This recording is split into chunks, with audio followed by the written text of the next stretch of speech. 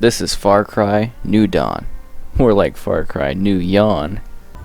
So yeah, this is, the latest entry in Far Cry. It is a direct sequel to Far Cry 5, being a bit of a mini release, as to say. It's still a full entry, but it's not like a full-blown mainline, main entry numbered title in the Far Cry series.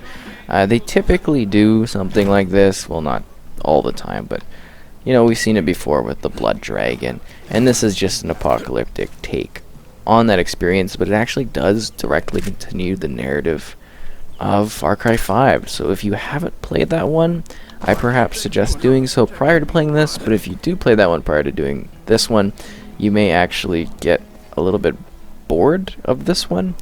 So anyways, this is a little bit different. It's sort of the same world, well, it's the exact same world as the last one, but it's been kind of like, I don't know, shrunk a bit and altered. So you're going around, you're trying to collect special people in order, they're called specialists basically, in order to build up your settlement, and then you need to collect propane in order to enhance your facility, as you can see in the home base tab. Well, ethanol, same sort of thing, and then you're able to build up your base, and that kind of helps you, and it's a forced part of the narrative, which is kind of annoying. This is Xbox One X enhanced, 4K resolution and HDR support. A native 4K, I'm assuming on this one based on Far Cry 5 being native 4K, so there's no reason why this one wouldn't be. It's gorgeous, it's visually stunning, and I can't wait to show you some of the open fields and areas you can visit as you're going around checking things out. This is kind of the main hub though, so it's a good starting point. There's a focus on crafting in this game, so you actually make your weapons and everything like that, which is a bit of a pain when you first start. Luckily, there's the Ubisoft Club, and I was able to get a good gun. Otherwise, I would have really had some troubles getting started in this one, because you do have to get materials in order to craft the various weapons that are present. Ooh, I think I need to get that rocket launcher. Yeah. So you craft with materials that you collect as you're exploring, and then you bump things out, and you craft vehicles too. And you gotta increase your workbench in order to get new items. It's kind of like, I don't know, sort of tiring at times to deal with. Wow. RPG! Pretty cool, right? And the shotgun, the trusty shotgun doesn't let me down, but I also got an MP5. But yeah, you get the vehicles, and it's very much the same sort of experience as Far Cry 5. And that's where I kind of say where it's like, I feel like I've done this a lot before. And then the narrative is a lot of like, go from here and then go like all the way over here, and they kind of make fast traveling a little harder because they lock it to your level system as your base, and it's just kind of like, ugh. And I love that the original characters are still here, which is really interesting. Not all of them, but some of them actually show up and you get to interact with them, and I'm like, oh, that's so cool. And I like that part, but at the same time it was like, I think it was like a couple hour, it's fairly lengthy in terms of gameplay, you get a lot out of this, but it was like an hour, 2 hours into like the Fathers type of quest in this one, because you got to go and like find New Eden or whatever in order to try to get their help. And I was just like, this is boring, I've done this, I'm tired of this. Yeah, and sometimes you have to load to get back into the base. I don't get it. It's really weird to get, like, I don't understand that. But we're gonna go on one of these expedition things, which is new. It's just like I was doing this mission as you're going along a river, and it's just the most boring thing in the world. I was like, wow, I hate this. It's still very cinematic focused. The narrative is like pretty light. I like the idea of it and what they're trying to do, but yeah, it's just kind of like, I wish they would focus on the villains, because there's these two ladies and they lead the hangway gang, and it's just like they're not getting any character development aside from 2 seconds. Oh, hello there, how are you doing? And it's like, could you focus on them a bit? Unlock airdrops to locations. I thought the whole point of this was I was supposed to be able to battle with people. Anyways, here's the journal. And this is an expedition. There's side missions and there's treasure hunts you can do, and you can go hunting and all the other crap from before. You customize your character entirely. There's tons of different costumes, and you unlock more costumes and make yourself look all cool. And there's a bunch of weapons. You can unlock new weapon slots and melee weapons. And then you got your inventory with all the crap you collect. And then you've got your roster, so you're able to have like a side character. We're gonna bring her into the fold. Did he die? Ugh. God, it's so useless. So same as before. You got your side characters. She's sort of like the main character in this one. You're just, a silent first person. But if you're unfamiliar with the name, she's actually the daughter of 2 characters in the last game, which is kind of cool. So it's neat to see her come into the fold. Then there's a full perk system that you're kind of getting perks for, and then there's like higher tier perks for certain things, and you unlock that later on. You get them with challenges for doing stuff, and then there's online. There's like a 2-player co-op, so you can have a friend hop in. Pretty cool vehicles in this one. Oh yeah, we're doing the mission. I want to show off quickly before we do that a really cool weapon, or not weapon, but there's a cool weapon. There's actually like a chainsaw kind of weapon. Shoots saw blades. I don't know, it's interesting. That's not what I want to do. I need to go outside first and summon this thing, because this is one badass thing, and it gives you an idea of what they're doing, like vehicle and weapon wise in this game. And this is the unicorn tricycle, and it's just like this funky thing. So it's really much in the flavor of that weird Far Cry goodness. Can I do the mission anywhere? Yeah, can I do... Oh yeah, the story mission. I don't want to do that right now. Well, I have to do it, but yeah, we can go anytime. So we're just going to quickly drive around. Get on here, dear. Let's roll. Yeah. So it's just like a really wacky, non-serious version of the game. You do get a pretty good draw distance. You'd see trees for a long time. But I have noticed some of the objects seem to pop in a little bit as you're going along, running or even driving. Just like weird things that don't load all the way in like close up to you. It's just sort of really strange to see that effect in the nature. And other than that, it runs pretty well. The map runs really well. That was an issue with Far Cry 5, was that the map was like screen tearing and stuff at launch, which was weird. But yeah, you drive around. There's idiots on the road that you can hit. Tons of activities to do. Beautiful little backdrop, day and night cycles. Places to liberate, lots of outposts, and you can scrap outposts in order to do them another time and increase their tier. So you can scavenge to earn more ethanol, and then you can go into a next level and like re-liberate the place, and there's like a bunch of different levels involved. Tons of areas where you can gather scrap, and there's side missions and the main missions. And there's a lot to do with it. It's like it's a full sort of experience. Oh, sorry guys. It seems a little less polished though than I would like. I think it's just gorgeous, the apocalyptic style, but it's also like I've seen so many of these locations before. I've done these, like, what feels like the same activities. I don't know, I just wish it would evolve a little bit or change a little bit more. I hope I didn't run that guy over. And yeah, gorgeous game, apocalyptic style.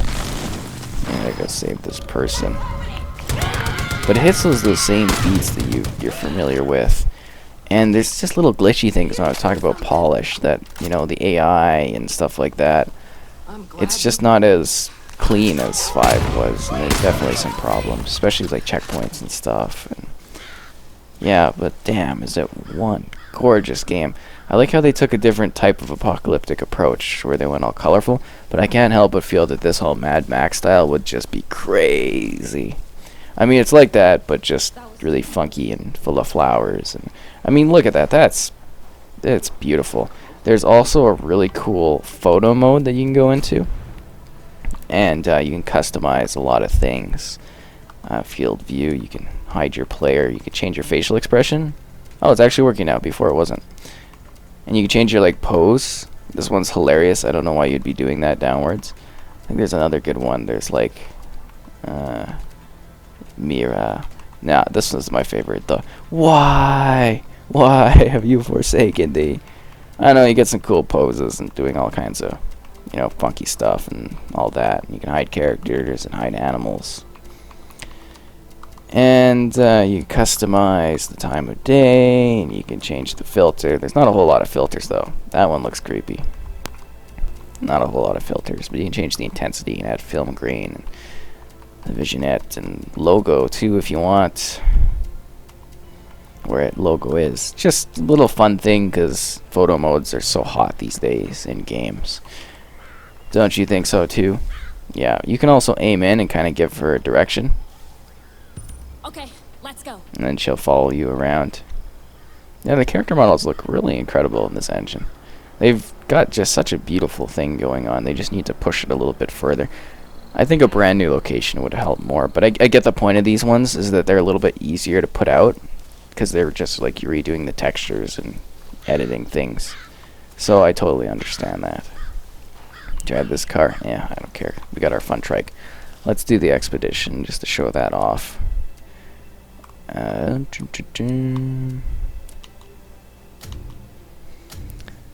Yeah, and this is the loading screen. Usually get like a lovely little backdrop, but it does take a fair bit to load. But on the side of that, you do get the full map to explore without any loading screens while you're doing it. So I guess it's just a small trade-off to get that sort of, you know, element going on.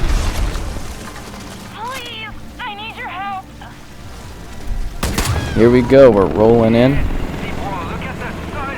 And we're going to be doing this little side mission. So these are just kind of like, I don't know, fun little extra things to do in order to get more supplies and stuff like that. And you got to locate a package and bring it in here. Do we get to change gear? I don't really want to run in here with a shotgun and a rocket launcher. Strangely, the bow is very powerful in this. It's like a bow and arrow thing. I mean, there's some interesting factions involved, but it really is just like truly a Far Cry title. Woo! Zip lines, big explosions, familiar faces, and just a brand new sort of setting to explore them within. It's kind of weird to start from scratch and have to do the same thing I did in the last game, and it wasn't even, I don't know, I don't even think it was like a year ago that I was playing that one. Maybe it's like a sense of fatigue with this, or because I really enjoyed Far Cry 5. I thought it was splendid, but I don't know. I'm just kind of like looking for something different with the formula, the techniques they're doing in this, because it's a lot of go and do this, go on some trippy dreamscape thing, shoot some people, and then go on your day. I wish they would develop the background, or not the background, but the main characters a little bit more. Especially the highway twins that you're supposed to be battling. They really don't have any sort of purpose in the story. You know, they're kind of there, right? I think that's a little bit disappointing because there's a lot more potential of what you could do with them. They just come at certain stages to go like, oh no, you shouldn't do that to us, and then you have to fight them off at your base, and I'm not a huge fan of it. I'm not blown away by that element. And some of it, like I mentioned, was just kind of boring. I don't know. I was expecting more. Am I supposed to grab these crates here? I should also mention that you can go into like the menu thing. Usually. Oh no, right here. Okay, so you open up the wheel, and then you're actually able to craft things that you need on the go. And you can craft a med kit too. And then heal yourself when you're taking damage.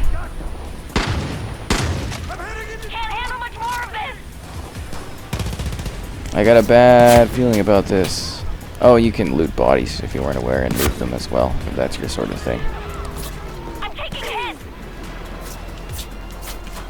Is that gonna work? That work? And it worked. I remember why I take the rocket launcher. A lot of fun. But yeah, it's not too difficult either. But it can give you a fair bit of a challenge when there's a lot of guys shooting at you that have good guns going on. Like I was hoping I should have put on the MP5 for this, but I just kind of took the rocket. I was like, oh, that was not a good idea. You know what I mean? And you can take like a stealth approach, but everything kind of just turns into combat. So it's like you might as well just start shooting people. It's more fun that way anyways. You gotta use the explosive barrels to your advantage. They cause big booms and lots of fun. There's machine gun turrets and stuff too. Oh, big fire going on here. I don't know how many guys we're dealing with. Oh, we're out of rocket ammo. That's not cool. Yep, there's the package. Guess we better get down there and grab it. Oh, did I get both of them with that one shot? That's pretty badass.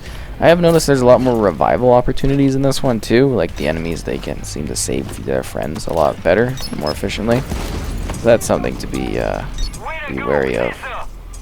Package GPS at 20. That's not good. So yeah, when you're doing this mode, they can track you after so much time, and then they all know where you are. And it's kind of like a lot harder to get out. What is she doing down there? Got me to ride. Get up here and help me out. And we got to get to the extraction point. I'm praying for a zip line.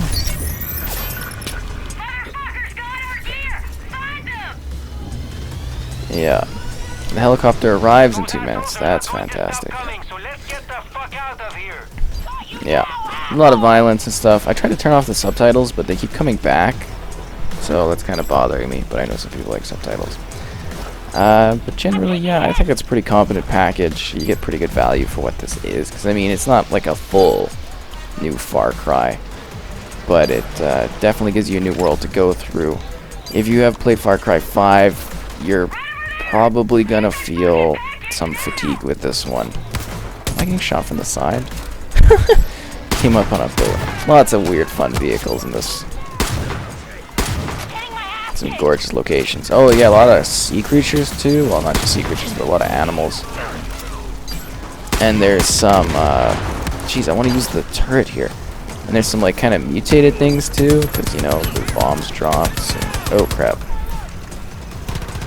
I think my medicine. There are a lot of enemies. I want to use the minigun.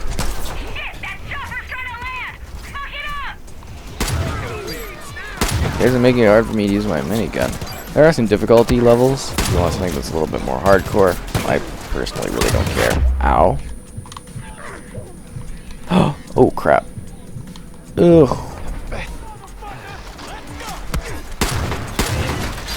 You gotta help your bros out too, because they can revive you. So it takes forever. They can revive you fast.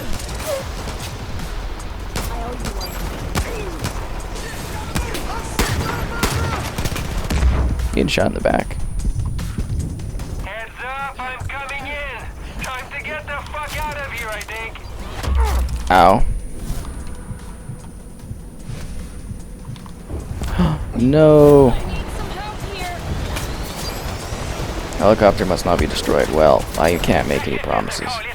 Let's get out of here. It's also a little overly sensitive on things, and some of the checkpoints, like I mentioned earlier, could be a bit better. I just remember there's one cool segment where you're on like a helicopter that's, well, it's a seaplane, and you're going along the water, and if you die, you have to like redo the whole thing, which is like a huge pain. I don't know, it just kind of drives me nuts sometimes. I think they've taken the formula, they've done something a little bit different with it, but not a whole lot.